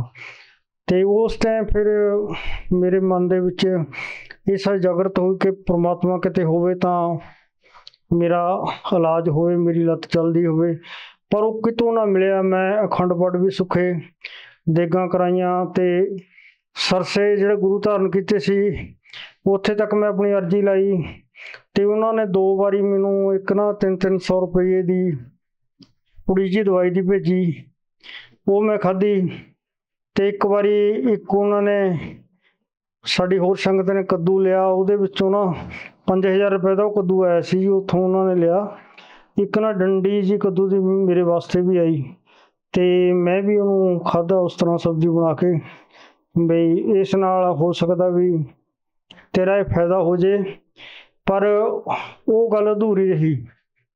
ਜਿਹੜਾ ਮੇਰਾ ਇਹ ਲੱਤ ਰੋਗ ਸੀ ਨਾ ਉਹ ਦਿਨੋਂ ਦਿਨ ਵੱਧ ਹੀ ਗਿਆ, ਘਟਣ ਦੀ ਬਜਾਏ ਨਾ ਇਹ ਹੋਰ ਜ਼ਿਆਦਾ ਖਰਾਬ ਹੁੰਦਾ ਗਿਆ। ਤੇ ਇਸ ਤਰ੍ਹਾਂ ਪੈ ਪੈ ਨੂੰ ਮੈਨੂੰ ਲਗਭਗ 1 ਸਾਲ ਲੰਘ ਗਿਆ। ਤੇ ਹੋਇਆ ਕਿ ਨਾ, ਕੋਈ ਸਾਡੇ ਭਗਤ ਜੀ ਨੇ, ਹੁਣ ਤਾਂ ਭਗਤ ਜੀ ਕਹਿਣਾ, ਤੇ ਪਹਿਲਾਂ ਤਾਂ ਮੇਰੀ ਕੋਈ ਜਾਣ ਪਛਾਣ ਵੀ ਨਹੀਂ ਸੀ। ਉਹਨਾਂ ਨੇ ਨਾਮ ਉਪਦੇਸ਼ ਪਹਿਲਾਂ ਲੈ ਰੱਖਿਆ ਸੀ। ਉਹ ਨਾ ਉਸ ਟਾਈਮ 2009 ਦੀ ਗੱਲ ਹੈ ਇਹ, ਗੁਰੂ ਜੀ ਦਾ ਪ੍ਰਚਾਰ ਕਰਦੇ ਸੀ। ਇੱਕ ਛੋਟੀ ਜਿਹੀ ਪੁਸਤਕ ਛਾਪੀ ਜੀ ਗੁਰੂ ਜੀ ਨੇ, ਭਗਤੀ ਸੌਦਾਗਰ ਕੋ ਸੰਦੇਸ਼। ਉਹ ਪੁਸਤਕ ਇੱਕ ਮੇਰਾ ਦੋਸਤ ਹੈ ਵਿਜੇ ਦਾਸ ਜੀ, ਸਪੇਅਰ ਪਾਰਟ ਦੀ ਦੁਕਾਨ ਆ। ਕੁਦਰਤੀ ਪ੍ਰਮਾਤਮਾ ਨੇ ਜਿਸ ਤਰ੍ਹਾਂ ਮਿਲਾਉਣਾ ਸੀ ਨਾ, ਉਹ ਪੁਸਤਕ ਉਹਦੀ ਦੁਕਾਨ ਦੇ ਅੱਗੇ ਵੇਚਦੇ ਲੰਘੇ ਤੁਰੀ ਜਾਂਦੇ ਸੀ। ਪੁਰੀ ਭਗਤ ਜੀ ਨਾਂ ਉਹਨਾਂ ਦਾ। ਤੇ ਉਹ ਵਿਜੇ ਦਾਸ ਜੀ ਨੇ ਉਹਨਾਂ ਤੋਂ 2 ਪੁਸਤਕਾਂ ਲਈਆਂ, ਇੱਕ ਮੇਰੇ ਵਾਸਤੇ, ਇੱਕ ਆਪ ਪੜ੍ਹਨ ਵਾਸਤੇ। ਤੇ ਅਗਲੇ ਸੰਡੇ ਨੂੰ ਮੇਰੇ ਕੋਲੇ ਉਹਨੇ ਪੁਸਤਕ ਪਹੁੰਚਾਈ। ਮੈਂ ਉਹ ਪੁਸਤਕ ਨੂੰ ਪੜ੍ਹਿਆ ਤੇ ਉਹਨਾਂ ਨੇ ਨਾਲ ਨਾਲ ਮੈਨੂੰ ਦੱਸਿਆ, ਜਿਸ ਤਰ੍ਹਾਂ ਉਹਨਾਂ ਨੂੰ ਪਤਾ ਲੱਗਿਆ ਸੀ ਕਿ ਤੂੰ ਉੱਥੋਂ ਨਾਮ ਸ਼ਬਦ ਲੈ ਲਾ, ਗੁਰੂ ਧਾਰਨ ਕਰ ਲਾ, ਕਬੀਰ ਸਾਹਿਬ ਦੇ ਅਵਤਾਰ ਨੇ ਜਿਹੜੇ ਧਰਤੀ ਤੇ ਆਏ ਹੋਏ ਨੇ, ਤੇ ਤੇਰਾ ਜਿਹੜਾ ਇਹ ਰੋਗ ਹੈ ਠੀਕ ਹੋ ਜੂ। ਪਰ ਮੇਰੇ ਮਨ ਦੇ ਵਿੱਚ ਬਿਲਕੁਲ ਵਿਸ਼ਵਾਸ ਨਹੀਂ ਸੀ ਭਗਤ ਜੀ, ਕਿਉਂਕਿ ਮੈਂ ਤਾਂ ਇੱਕ ਨਾਸਤਕ ਹੋ ਚੁੱਕਿਆ ਸੀ। ਮੈਂ ਬਹੁਤ ਜ਼ਿਆਦਾ ਪਰਮਾਤਮਾ ਨੂੰ ਮੰਨਦਾ ਸੀ। ਮੰਨਣ ਦੇ ਬਾਵਜੂਦ ਜਦ ਕਿ ਨਹੀਂ ਕੋਈ ਫਾਇਦਾ ਹੋਇਆ ਨਾ, ਤਾਂ ਇਨਸਾਨ ਫਿਰ ਨਾਸਤਕਾਂ ਦੀ ਤਰਫ ਵੱਧ ਜਾਂਦਾ। ਤੇ ਮੇਰਾ ਵੀ ਇਹੀ ਕਾਰਨ ਸੀ ਕਿ ਮੈਂ ਨਾਸਤਕ ਹੋ ਚੁੱਕਿਆ ਸੀ। ਤੇ ਮੈਂ ਵਿਜੇ ਦਾਸ ਨੂੰ ਕਿਹਾ ਵੀ ਭਗਤ ਜੀ ਇਹਨਾਂ ਗੱਲਾਂ ਨੂੰ ਛੱਡ, ਇਹਦੇ ਵਿੱਚ ਕੁਛ ਨਹੀਂ ਹੈਗਾ, ਨਾ ਕੋਈ ਪਰਮਾਤਮਾ, ਨਾ ਕੋਈ ਸੰਤ ਹੈ ਧਰਤੀ ਦੇ ਉੱਤੇ, ਨਾ ਕੁਛ ਨਹੀਂ ਹੈਗਾ, ਤੇ ਵੈਸੇ ਬਣੀਆਂ ਹੋਈਆਂ ਗੱਲਾਂ ਨੇ। ਉਹਨੇ ਮੇਰੇ ਤੇ ਬਹੁਤ ਜ਼ੋਰ ਪਾਇਆ, ਨਹੀਂ ਭਗਤ ਜੀ ਆਪਾਂ ਇੱਕ ਵਾਰ ਚੱਲਾਂਗੇ। ਤੇ ਚਲੋ ਭਗਤ ਜੀ, ਮੈਂ ਉਹਦੀਆਂ ਗੱਲਾਂ ਮੰਨਦਾ ਹੋਇਆ ਨਾ ਬਰਵਾਲੇ ਪਹੁੰਚਿਆ 16 ਅਗਸਤ 2009 ਨੂੰ। ਤੇ ਉੱਥੇ ਜਾ ਕੇ ਅਸੀਂ ਜਦੋਂ ਆਸ਼ਰਮ ਦਾ ਮਾਹੌਲ ਦੇਖਿਆ, ਛੋਟਾ ਆਸ਼ਰਮ ਸੀਗਾ, ਰੇਲ ਗੱਡੀ ਦੀ ਲਾਈਨ ਦੇ ਨਾਲ ਇੱਕ ਛੋਟਾ ਜਿਹਾ ਆਸ਼ਰਮ ਗੁਰੂ ਜੀ ਨੇ ਬਣਾਇਆ ਸੀਗਾ। ਉਸ ਤੋਂ ਪਹਿਲਾਂ ਉਹਨਾਂ ਦਾ ਕਰੌਂਥੇ ਆਸ਼ਰਮ ਆ ਜਿਹੜਾ, ਉਹ ਕੁਛ ਧੜੇਬੰਦੀ ਨੇ ਜਾਂ ਧਾਰਮਿਕ ਅੰਦੋਲਨਾਂ ਦੇ ਵਿਗਾੜੇ ਹੋਏ ਲੋਕਾਂ ਨੇ ਉੱਥੋਂ ਉਹਨਾਂ ਨੂੰ ਆਸ਼ਰਮ ਤੋਂ ਦੂਰ ਹਟਾਤਾ ਸੀ, ਕੁਛ ਕੇਸ ਵਗੈਰਾ ਬਣਾਏ ਸੀ। ਤੇ ਗੁਰੂ ਜੀ ਉੱਥੇ ਆ ਕੇ ਆਪਣਾ ਪ੍ਰਚਾਰ ਕਰਦੇ ਸੀ ਤੇ ਸੰਗਤਾਂ ਨੂੰ ਉੱਥੋਂ ਲਾਭ ਦੇ ਰਹੇ ਸੀ। ਤੇ ਅਸੀਂ ਉੱਥੋਂ ਦੋਨਾਂ ਨੇ, ਮੈਂ ਤੇ ਵਿਜੇ ਦਾਸ ਨੇ, ਇੱਕ ਰਾਏ ਬਣਾਈ ਵੀ ਚਲੋ ਵੈਸੇ ਮਾਹੌਲ ਤਾਂ ਇਹਨਾਂ ਦਾ ਠੀਕ ਆ, ਆਪਾਂ ਜੋ ਵੀ ਦੇਖਿਆ ਠੀਕ ਆ, ਪਰ ਇੱਕ ਡਾਕਟਰ ਕੋਲ ਦਵਾਈ ਖਾਣ ਤੋਂ ਬਾਅਦ ਹੀ ਪਤਾ ਲੱਗਦਾ ਵੀ ਇਹ ਡਾਕਟਰ ਕਿਹੋ ਜਿਹਾ। ਅਸੀਂ ਤਾਂ ਨਾ ਇੱਕ ਪ੍ਰੈਕਟੀਕਲ ਕਰਨ ਵਾਸਤੇ ਵੀ ਚਲੋ ਸਾਡਾ ਪੈਸਾ ਤਾਂ ਕੋਈ ਲੱਗਦਾ ਨਹੀਂ, ਨਾ ਤਾਂ ਇਹ ਨਾਮ ਦੇਣ ਦਾ ਕੋਈ ਪੈਸਾ ਲੈਂਦੇ ਨੇ, ਨਾ ਦਕਸ਼ਣਾ ਲੈਂਦੇ ਨੇ, ਤੇ ਨਾ ਸਾਨੂੰ ਭੰਡਾਰਾ ਕਰਾਇਆ, ਭੋਜਨ ਖਾਧਾ ਉਹਦਾ ਵੀ ਕੋਈ ਪੈਸਾ ਨਹੀਂ ਲਿਆ। ਤੇ ਮੈਂ ਵਿਜੇ ਦਾਸ ਜੀ ਨੂੰ ਕਿਹਾ, ਵਿਜੇ ਭਗਤ ਜੀ ਨੂੰ, ਬਈ ਭਗਤ ਜੀ ਆਪਾਂ ਨਾ ਨਾਮ ਉਪਦੇਸ਼ ਲੈ ਕੇ ਦੇਖ ਲੈਂਦੇ ਆਪਣਾ, ਇਹਦੇ ਤਾਂ ਕੋਈ ਜ਼ੋਰ ਨਹੀਂ ਲੱਗਦਾ, ਫਰੀ 'ਚ ਆ ਸਾਰਾ ਕੁਛ। ਤੇ ਇਹ ਕਹਿੰਦੇ ਨੇ ਤੁਸੀਂ ਨਾਮ ਜਪੋ ਠੀਕ ਹੋ ਜਾਓਗੇ। ਤੇ ਫਿਰ ਭਗਤ ਜੀ ਅਸੀਂ ਰਾਏ ਕਰਕੇ ਨਾ ਨਾਮ ਦਕਸ਼ਣਾ ਲਈ ਗੁਰੂ ਜੀ ਨੇ ਸਾਨੂੰ ਟੀਵੀ ਦੇ ਉੱਤੇ ਜਿਹੜਾ ਸੀਗਾ ਉਹ ਨਾਮ ਦਿੱਤਾ, LCD ਦੇ ਉੱਤੇ। ਗੁਰੂ ਜੀ ਦੇ ਆਦੇਸ਼ ਅਨੁਸਾਰ ਸਾਨੂੰ ਨਾਮ ਮਿਲਿਆ। ਤੇ ਨਾਮ ਲੈਣ ਤੋਂ ਬਾਅਦ ਪਰਮਾਤਮਾ ਦੀ ਕਿਰਪਾ ਹੋਈ ਤਾਂ ਸਾਨੂੰ ਦਰਸ਼ਨ ਵਾਸਤੇ ਬੁਲਾ ਲਿਆ। ਗੁਰੂ ਜੀ ਅੰਦਰ ਬੈਠੇ ਸਾਰੀ ਸੰਗਤ ਨੂੰ ਦਰਸ਼ਨ ਦੇ ਰਹੇ ਸੀ, 2-2 4-4 ਭਗਤ ਜਾ ਕੇ ਦਰਸ਼ਨ ਕਰ ਰਹੇ ਸੀ। ਤੇ ਸਾਡਾ ਵੀ ਨੰਬਰ ਆਇਆ। ਜਦੋਂ ਅਸੀਂ ਮੇਰੀ ਵੀਲ ਚੇਅਰ ਅੰਦਰ ਲੈ ਕੇ ਗਏ ਤਾਂ ਜਦੋਂ ਮੈਂ ਸਾਹਮਣੇ ਦੇਖਿਆ ਪਰਮਾਤਮਾ ਦਾ ਚਿਹਰਾ ਤਾਂ ਮੇਰੇ ਹੋਸ਼ ਉੱਡ ਗਏ। ਉਹਦੇ 'ਚ ਕਾਰਨ ਭਗਤ ਜੀ ਇਹ ਹੋਇਆ ਸੀ ਕਿ ਜਦੋਂ ਮੈਂ ਪੁਸਤਕ ਪੜ੍ਹੀ ਤਾਂ ਉਸੇ ਰਾਤ ਨੂੰ ਨਾ ਗੁਰੂ ਜੀ ਮੈਂ ਕਦੇ ਦੇਖੀ ਨਹੀਂ ਸੀ ਤੇ ਨਾ ਉਹਨਾਂ ਦਾ ਕਦੇ ਫੋਟੋ ਦੇਖਿਆ ਸੀ। ਉਹ ਮੇਰੇ ਸੁਪਨੇ ਦੇ ਵਿੱਚ ਲਗਭਗ ਸਵੇਰੇ 5 ਵਜੇ ਆਏ ਤੇ ਮੇਰੇ ਇੱਕ ਹੱਥ ਤੇ ਥੋੜੀ ਜਿਹੀ ਪੱਟੀ ਲਪੇਟੀ ਤੇ ਮੈਨੂੰ ਕਹਿਣ ਲੱਗੇ, ਬੇਟਾ ਤੂੰ 1 ਮਹੀਨੇ ਦੇ ਵਿੱਚ ਚੱਲਦਾ ਹੋ ਜਾਏਗਾ, ਤੁਰਦਾ ਹੋ ਜਾਏਗਾ, ਫਿਕਰ ਨਾ ਕਰ। ਤਾਂ ਮੈਂ ਸਾਹਮਣੇ ਉਹਨਾਂ ਨੂੰ ਬੈਠੇ ਦੇਖਿਆ ਤਾਂ ਮੈਂ ਸੋਚਿਆ ਵੀ ਇਹ ਬੰਦਾ ਇਹ ਤਾਂ ਸੁਪਨੇ 'ਚ ਮੇਰੇ ਕੋਲ ਗਿਆ ਸੀ।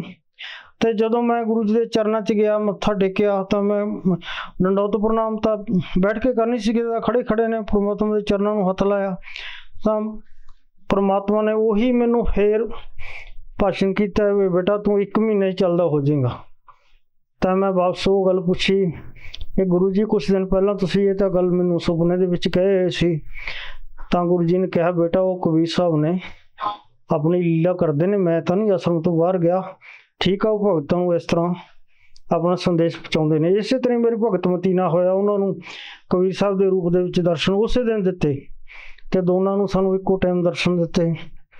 ਤੇ ਜਿਵੇਂ ਤੁਸੀਂ ਦੱਸਿਆ ਵੀ ਤੁਹਾਨੂੰ ਲੱਤ ਦੇ ਵਿੱਚ ਪ੍ਰੋਬਲਮ ਸੀਗੀ ਤੇ ਤੁਸੀਂ ਗੁਰਦੁਆਰੇ ਵੀ ਜਾਂਦੇ ਸੀ, ਤੁਸੀਂ ਸਿਰਸੇ ਵਾਲਿਆਂ ਤੋਂ ਨਾਮ ਵੀ ਲੈ ਰੱਖਿਆ ਸੀਗਾ, ਫਿਰ ਤੁਸੀਂ ਸੰਤ ਰਾਮਪਾਲ ਜੀ ਮਹਾਰਾਜ ਜੀ ਤੋਂ ਨਾਮ ਲਿਆ। ਕੀ ਜਿਹੜੀ ਤੁਹਾਡੀ ਲੱਤ ਦੀ ਪ੍ਰੋਬਲਮ ਸੀਗੀ ਉਹ ਸੰਤ ਰਾਮਪਾਲ ਜੀ ਮਹਾਰਾਜ ਜੀ ਤੋਂ ਨਾਮ ਉਪਦੇਸ਼ ਲੈਣ ਤੋਂ ਬਾਅਦ ਚੋਂ ਠੀਕ ਹੋਈ? ਸਰ ਜੀ, ਮੈਂ 16 ਅਗਸਤ 2009 ਨੂੰ ਨਾਮ ਲਿਆ ਤੇ ਗੁਰੂ ਜੀ ਨੇ ਮੈਨੂੰ ਉਪਦੇਸ਼ ਕੀਤਾ ਸੀ ਵੀ ਬੇਟਾ 1 ਮਹੀਨੇ ਦੇ ਵਿੱਚ ਚੱਲਦਾ ਹੋ ਜਾਏਗਾ। ਜਦੋਂ ਮੈਂ ਗੁਰੂ ਜੀ ਦੇ ਦਰਸ਼ਨ ਕਰਕੇ ਨਾ ਉਹ ਕਮਰੇ ਤੋਂ ਬਾਹਰ ਆਇਆ ਤਾਂ ਉੱਥੇ 20-25 ਭਗਤ ਬੈਠੇ ਸੀ ਤੇ ਭਗਤ ਤਾਂ ਮੈਂ ਹੁਣ ਕਹਿਣਾ, ਉਦੋਂ ਤਾਂ ਨਹੀਂ ਇਹ ਗੱਲ ਦਾ ਪਤਾ ਸੀ ਕਿਉਂਕਿ ਹੁਣ ਗੁਰੂ ਜੀ ਨੇ ਸਭ ਨੂੰ ਭਗਤ ਕਹਿਣੀ ਦੱਸਿਆ ਤੇ ਉਸ ਦਾ ਮੈਂ ਆਮ ਇਨਸਾਨ ਸਮਝਦਾ ਸੀ, ਆਮ ਲੋਕ ਬੈਠੇ ਨੇ। ਤਾਂ ਉਹਨਾਂ ਨੇ ਮੈਨੂੰ ਕਿਹਾ ਵੀ ਗੁਰੂ ਜੀ ਦਾ ਤੁਹਾਡੇ ਵਾਸਤੇ ਕੀ ਉਦੇਸ਼ ਹੋਇਆ ਤੇ ਮੈਂ ਉਹਨਾਂ ਨੂੰ ਦੱਸਿਆ ਵੀ ਗੁਰੂ ਜੀ ਨੇ ਮੈਨੂੰ 1 ਮਹੀਨਾ ਕਿਹਾ ਵੀ ਤੂੰ 1 ਮਹੀਨੇ ਦੇ ਵਿੱਚ ਚੱਲਦਾ ਹੋ ਜਾਏਗਾ। ਤਾਂ ਅੱਗੋਂ ਭਗਤ ਜੀ ਉਹ ਭਗਤਾਂ ਨੇ ਮੈਨੂੰ ਕਿਹਾ ਕਿ ਜੇ ਭਗਤ ਜੀ ਤੁਹਾਨੂੰ 1 ਮਹੀਨਾ ਕਿਹਾ ਨਾ, ਤੁਸੀਂ 15 ਦਿਨਾਂ ਦੇ ਵਿੱਚ ਚੱਲਦੇ ਹੋ ਜਾਓਗੇ ਤੇ ਤੁਸੀਂ ਭਗਤ ਜੀ ਯਕੀਨ ਨਹੀਂ ਕਰਨਾ। ਤੇ ਮੈਂ ਅੰਦਰੋਂ ਮਨ ਦੇ ਵਿੱਚੋਂ ਉਹਨਾਂ ਨੂੰ 10 ਵੀ ਗਾਲਾਂ ਕੱਢੀਆਂ। ਡਾਕਟਰ ਤਾਂ ਮੇਰੀ ਲੱਤ ਵੱਢਣ ਨੂੰ ਕਹਿ ਰਹੇ ਨੇ, ਇਹ ਸਾਲੇ ਬੇਵਕੂਫ ਕਹਿ ਰਹੇ ਨੇ ਕਿ ਤੇਰੀ 15 ਦਿਨ ਚੱਲਦਾ ਹੋ ਜਾਏਗਾ ਇਸ ਤਰ੍ਹਾਂ, ਕਿਉਂਕਿ ਸਾਡਾ ਮਨ ਆ ਨਾ, ਜਿਹੜਾ ਮਨ ਉੱਥੇ ਹੀ ਖੜਾ ਸੀਗਾ। ਸਾਨੂੰ ਨਹੀਂ ਸੀ ਪਤਾ ਗੁਰੂ ਜੀ ਕੀ ਕੀ ਚਮਤਕਾਰ ਕਰ ਸਕਦੇ ਨੇ। ਤੇ ਅੰਦਰੋਂ ਮੈਂ ਗਾਲਾਂ ਕੱਢੀਆਂ ਤੇ ਦੂਸਰੇ ਪਾਸੇ ਜੀ ਨਾਮ ਦਕਸ਼ਣਾ ਮੈਂ ਲਈ। ਤਾਂ ਅੱਗੇ ਇੱਕ ਭਗਤ ਹੋਰ ਮਿਲਿਆ, ਉਹਨੇ ਮੇਰੀ ਲੱਤ ਦਾ ਹਾਲ ਦੇਖਿਆ ਤਾਂ ਕੁਦਰਤ ਰੱਬ ਦੀ ਪਰਮਾਤਮਾ ਨੇ ਕਈ ਪ੍ਰੇਰਨਾ ਐਸੀਆਂ ਭਰੀਆਂ ਮੇਰੇ 'ਚ। ਉਹ ਮੈਨੂੰ ਕਹਿਣ ਲੱਗਿਆ ਨਾ ਕਿ ਇੱਕ ਹਨੂੰਮਾਨ ਦਾ ਮੰਦਿਰ ਹੈ, ਦੇਖੋ ਮੰਦਿਰਾਂ ਮਸੀਤਾਂ 'ਚ ਮੇਰਾ ਪਹਿਲਾਂ ਵਿਸ਼ਵਾਸ ਤਾਂ ਉੱਠ ਚੁੱਕਿਆ ਸੀਗਾ ਤੇ ਉਹ ਕਹਿਣ ਲੱਗਿਆ ਉੱਥੇ ਜਿਹੜਾ ਜਾਂਦਾ ਨਾ ਉਹਦਾ ਹਰੇਕ ਟੁੱਟਿਆ ਅੰਗ ਜੁੜ ਜਾਂਦਾ। ਤੇ ਭਗਤ ਜੀ ਮੈਂ ਉਹਨੂੰ ਫਿਰ ਬਾਈ ਫੇਸ ਝਾੜਨਾ ਕੀਤੀ, ਤਾੜਨਾ ਕੀਤੀ। ਨਾਮ ਲੈਣ ਤੋਂ ਸਿਰਫ 2 ਘੰਟੇ ਬਾਅਦ ਹੀ ਮੈਂ ਸੋਚਿਆ, ਜਦ ਤੂੰ ਦੇਖੋ ਆਪਦੇ ਗੁਰੂ ਦੇ ਘਰੇ ਬੈਠਾ, ਤੂੰ ਹਜੇ ਵੀ ਮੰਦਿਰ ਨੂੰ ਵੱਡਾ ਕਹਿ ਰਿਹਾ ਵੀ ਇਹਦੇ ਨਾਲ ਜੇ ਤਾਂ ਤੈਨੂੰ ਮੰਦਿਰ ਵੱਡਾ ਲੱਗਦਾ, ਤੇਰਾ ਆਸਣ ਦੇ ਵਿੱਚ ਬੈਠਣ ਦਾ ਭਗਤ ਜੀ ਕੋਈ ਫਾਇਦਾ ਨਹੀਂ। ਤਾਂ ਉਹਨੇ ਮੇਰੇ ਅੱਗੇ ਹੱਥ ਜੋੜੇ, ਭਗਤ ਜੀ ਪਰਮਾਤਮਾ ਨੇ ਐਸੀ ਕਿਰਪਾ ਕੀਤੀ, ਉਸ ਟਾਈਮ ਮੇਰੇ ਤੋਂ ਡਾਕਟਰ ਕਰਵਾਈ। ਤੇ ਉਸ ਤੋਂ ਬਾਅਦ ਭਗਤ ਜੀ ਅਸੀਂ ਘਰ ਆ ਗਏ, ਗੱਲਾਂ ਬਾਤਾਂ ਕਰਦੇ ਚਲੋ ਘਰੇ ਪਹੁੰਚੇ। ਘਰੇ ਪਹੁੰਚਦੇ ਅਸੀਂ ਦੋਨਾਂ ਨੇ ਮਸ਼ਵਰਾ ਕੀਤਾ ਕਿ ਜਿਸ ਤਰ੍ਹਾਂ ਸਾਨੂੰ 4 ਮਹੀਨੇ ਦੱਸਿਆ ਨਾ, 1 ਮਹੀਨੇ ਬਾਅਦ ਹਾਜ਼ਰੀ ਲਵਾਉਣੀ ਸੀ, ਜਾਣਾ ਸੀ ਗੁਰੂ ਜੀ ਕੋਲ ਦਰਸ਼ਨ ਕਰਨ ਤੇ 4 ਮਹੀਨੇ ਉਹ ਭਗਤੀ ਕਰਨ ਨੂੰ ਦੱਸਿਆ। ਜੋ ਸਾਨੂੰ ਮੰਤਰ ਦਿੱਤਾ, ਘਰ ਦੇ ਵਿੱਚ ਜੋਤ ਲਾਉਣੀ ਸੀ, ਕਿਸੇ ਹੋਰ ਚੀਜ਼ ਨੂੰ ਨਹੀਂ ਸੀ ਮੰਨਣਾ ਸਿਵਾਏ ਪਰਮਾਤਮਾ ਦੇ, ਕਿਸੇ ਚੀਜ਼ ਨੂੰ ਨਹੀਂ ਸੀ ਮੰਨਣਾ, ਨਾ ਕੋਈ ਬਿਨਾਂ ਦੇ ਸੋਚੇ ਸਮਝੇ ਦਾਨ ਦਰਸ਼ਨ ਕਰਨੀ ਸੀ। ਤੇ ਮੈਂ ਤੇ ਵਿਜੇ ਭਗਤ ਜੀ ਨੇ ਦੋਨਾਂ ਨੇ ਨਾ ਉਹ ਮਨ 'ਚ ਧਾਰਨਾ ਕੀਤੀ ਕਿ ਅਸੀਂ ਪ੍ਰੈਕਟੀਕਲ ਪੂਰਾ ਕਰਕੇ ਦੇਖਣਾ, ਫਿਰ ਦੇਖਾਂਗੇ ਡਾਕਟਰ ਦੀ ਪਾਵਰ ਕਿੰਨੀ ਕੁ। ਤੇ ਉਸ ਤਰ੍ਹਾਂ ਹੀ ਹੋਇਆ ਭਗਤ ਜੀ, ਅਸੀਂ ਜੋਤ ਲਾਉਣੀ ਸ਼ੁਰੂ ਕੀਤੀ, ਉਹਨਾਂ ਨੇ ਵੀ ਘਰੇ ਜੋਤ ਲਾਉਣੀ ਸ਼ੁਰੂ ਕੀਤੀ ਤੇ ਮੈਂ ਵੀ ਪਰਮਾਤਮਾ ਨੂੰ ਦੰਡੋਤ ਪ੍ਰਣਾਮ ਕਰਦੇ। ਤੇ ਇਸ ਤਰ੍ਹਾਂ ਕਰਦੇ ਕਰਦੇ ਭਗਤ ਜੀ ਸਿਰਫ 13 ਦਿਨ ਲੰਘੇ ਸੀ। 13 ਦਿਨਾਂ ਦੇ ਵਿੱਚ ਮੇਰੇ ਅੰਦਰੋਂ ਪ੍ਰੇਰਨਾ ਹੋ ਕੇ ਉਹ ਜਿਹੜੇ ਭਗਤ ਬੈਠੇ ਸੀ ਉਹ ਤਾਂ 15 ਦਿਨਾਂ ਦੀ ਕਹਿ ਰਹੇ ਸੀ ਵੀ 13 ਦਿਨਾਂ 'ਚ ਤੇਰਾ ਸ਼ਾਇਦ ਥੋੜ੍ਹਾ ਬਹੁਤਾ ਕੋਈ ਫਰਕ ਪਿਆ ਹੋਏ, ਤੂੰ ਐਕਸਰਾ ਕਰਾ ਕੇ ਦੇਖ। ਜਦ ਕਿ ਮੈਂ 16 ਤਰੀਕ ਨੂੰ ਗਿਆ ਸੀ ਤੇ ਇਹ ਮੰਨ ਲਓ ਕਿ ਮੇਰਾ ਪਿੱਛੇ 10-11 ਤਰੀਕ ਨੂੰ ਮੇਰਾ ਐਕਸਰਾ, 10 ਤਰੀਕ ਦਾ ਸ਼ਾਇਦ 11 ਤਰੀਕ ਦਾ ਐਕਸਰਾ ਹੋਇਆ ਤੇ 6 ਦਿਨ ਬਾਅਦ ਗਿਆ ਸੀ। ਉਸ ਤੋਂ ਬਾਅਦ 13 ਕੁ ਦਿਨ ਹੋਰ ਲੰਘੇ ਸੀ, ਮਤਲਬ ਕਿ 29 ਤਰੀਕ ਨੂੰ ਮੈਂ ਦੁਬਾਰਾ ਹਸਪੀਟਲ ਗਿਆ ਤੇ ਜਾ ਕੇ ਮੈਂ ਆਪਣੀ ਜਿਹੜੀ ਫਾਈਲ ਆ ਉਹ ਡਾਕਟਰ ਨੂੰ ਦਿਖਾਈ। ਡਾਕਟਰ ਨੇ ਫਾਈਲ ਦੇਖ ਕੇ ਨਾ, ਡਾਕਟਰ ਨੇ ਨਹੀਂ ਦੇਖਿਆ ਵੀ ਇਹਦਾ ਐਕਸਰੇ ਕਦ ਹੋਇਆ, ਵੈਸੇ 45 ਦਿਨ ਤੋਂ ਪਹਿਲਾਂ ਐਕਸਰਾ ਨਹੀਂ ਕਰਦੇ। ਤਾਂ ਡਾਕਟਰ ਨੇ ਮੈਨੂੰ ਕਿਹਾ ਵੀ ਤੇਰਾ ਐਕਸਰਾ ਹੋਈ ਤਾਂ 3 ਮਹੀਨੇ ਹੋ ਗਏ, ਤੂੰ ਚੱਲ ਐਕਸਰੇ ਰੂਮ ਚੱਲ, ਐਕਸਰਾ ਕਰਾ ਕੇ ਮੈਨੂੰ ਦਿਖਾ। ਪਰਮਾਤਮਾ ਦੀ ਦੇਖੋ ਐਸੀ ਕਿਰਪਾ ਹੋਈ ਤੇ ਮੇਰੇ ਮਨ ਦੇ ਵਿੱਚ ਕੁਛ ਆਇਆ ਵੀ ਦੇਖੋ ਵੀ ਪਰਮਾਤਮਾ ਦੀ ਕਿਰਪਾ, ਸਾਹਮਣੇ ਲਿਖਿਆ ਹੋਇਆ ਸੀਗਾ ਵੀ ਐਕਸਰਾ ਹੋਏ ਨੂੰ ਤਾਂ ਥੋੜ੍ਹੇ ਦਿਨ ਹੋਏ ਨੇ। ਚਲੋ ਜੀ ਮੈਂ ਐਕਸਰੇ ਰੂਮ ਗਿਆ ਤੇ ਮੇਰਾ ਐਕਸਰਾ ਕੀਤਾ। ਜਦੋਂ ਐਕਸਰਾ ਕੀਤਾ ਤਾਂ ਉਹ ਜੋ ਐਕਸਰੇ ਕਰਦਾ ਸੀ ਨਾ, ਜਿਹੜਾ ਉੱਥੇ ਉਹਨਾਂ ਦਾ ਰੱਖਿਆ ਹੋਇਆ ਸੀ ਲੜਕਾ, ਉਹਨੇ ਐਕਸਰਾ ਦੇਖ ਕੇ ਮੇਰਾ ਬੜਾ ਖੁਸ਼ ਹੋਇਆ, ਕਿਉਂਕਿ 1.5 ਸਾਲ ਜਦੋਂ ਮੇਰੇ ਰੋਗ ਨੂੰ ਲੱਗ ਗਿਆ ਤਾਂ ਸਾਰਾ ਸਟਾਫ ਵੀ ਮੇਰਾ ਜਾਣਕਾਰ ਸੀਗਾ। ਉਹ ਬੜਾ ਖੁਸ਼ ਹੋ ਕੇ ਮੈਨੂੰ ਕਹਿਣ ਲੱਗਿਆ, ਨਾਇਬ ਸਿੰਘ ਬਾਬੇ ਤੈਨੂੰ ਪਾਰਟੀ ਹੋ ਗਈ, ਤੈਨੂੰ ਵਧਾਈਆਂ ਹੋ ਗਿਆ, ਤੇਰੀ ਹੱਡੀ ਜੁੜ ਗਈ। ਉਹਨੇ ਸਾਰੇ ਕੰਮ ਛੱਡ ਕੇ ਨਾ ਸਿੱਧਾ ਲੈ ਕੇ ਐਕਸਰਾ ਡਾਕਟਰ ਸਾਹਿਬ ਕੋਲ ਗਿਆ। ਡਾਕਟਰ ਸਾਹਿਬ ਮਰੀਜ਼ਾਂ ਨੂੰ ਚੈੱਕ ਕਰ ਰਹੇ ਸੀ ਤਾਂ doctor Sahib at a time ਭੱਜੇ ਮੇਰੇ ਕੋਲ ਆਏ ਤੇ ਮੈਨੂੰ ਆ ਕੇ ਜੱਫੀ ਪਾਈ ਉਹਨਾਂ ਨੇ, ਕਿਉਂਕਿ ਮੇਰਾ ਸਭ ਤੋਂ ਜ਼ਿਆਦਾ ਉੱਥੇ ਕੇਸ ਉਲਝਿਆ ਹੋਇਆ ਸੀ, ਬਹੁਤ ਲੰਮਾ ਸੀ, ਲਗਭਗ ਸਾਲ 1.5 ਸਾਲ ਹੋ ਗਿਆ ਸੀਗਾ।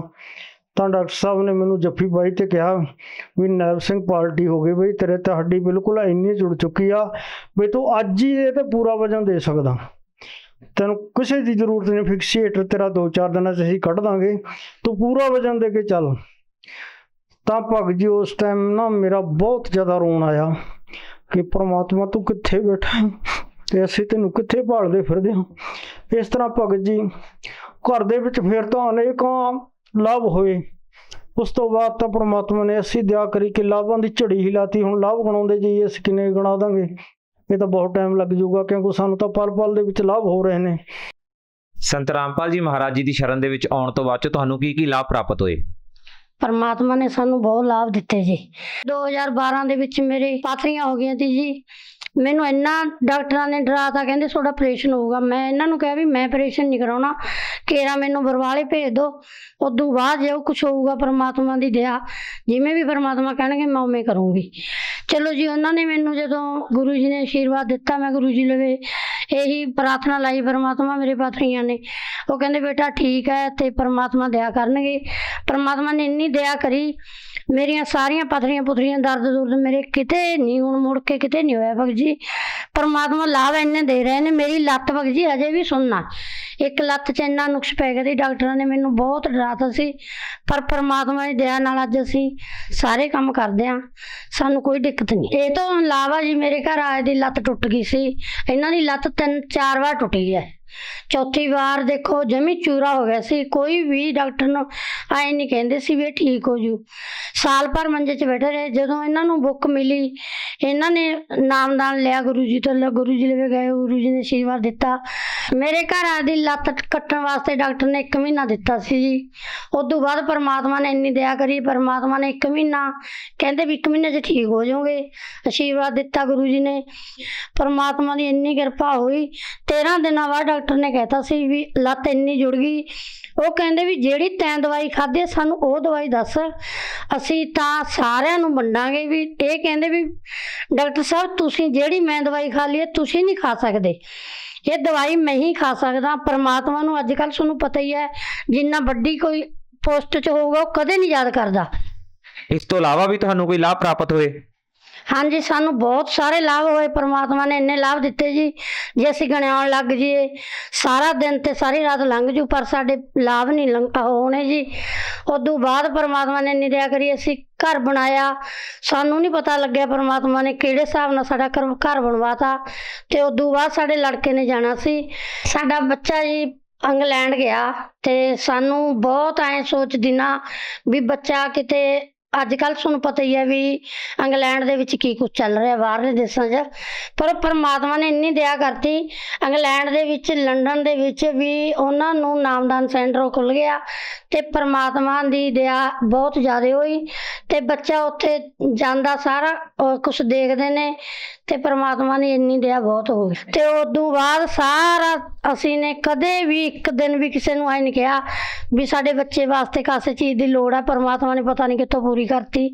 ਸਾਰਾ ਕੁਛ ਪਰਮਾਤਮਾ ਨੇ ਉਹਨੂੰ ਸਾਰਾ ਕੁਝ ਦਿੱਤਾ ਜੀ। ਧੰਨਵਾਦ ਜੀ। ਧੰਨਵਾਦ। ਸਤਿ ਸ੍ਰੀ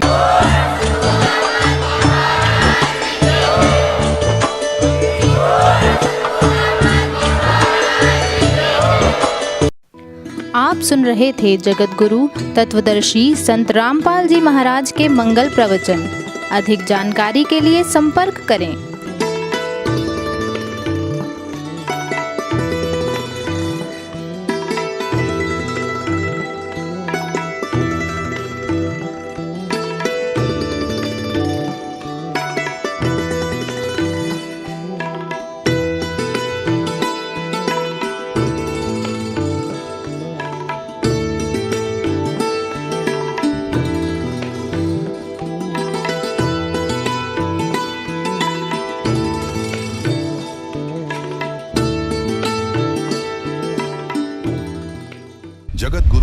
तत्वदर्शी संत रामपाल जी महाराज जी के पावन सानिध्य में भक्ति की अलख जगाने तथा श्रद्धालुओं को सत्य भक्ति मार्ग का रास्ता दिखाने हेतु कनाडा के लोकप्रिय channel the TV NRI channel पर जगत गुरु तत्वदर्शी संत रामपाल जी महाराज जी के मंगल प्रवचनों का प्रसारण प्रतिदिन सुबह 7:30 बजे से 8:30 बजे तक तथा रात्रि 7:30 बजे से 8:30 बजे तक किया जा रहा है। इस सत्य भक्ति मार्ग को अपनाने के लिए अधिक से अधिक सत्संग प्रसारण देखें। इस सत्संग प्रवचन का सीधा प्रसारण संत रामपाल जी महाराज लाइव सत्संग YouTube चैनल और जगत गुरु संत रामपाल जी महाराज Facebook पेज पर भी देख सकते हैं।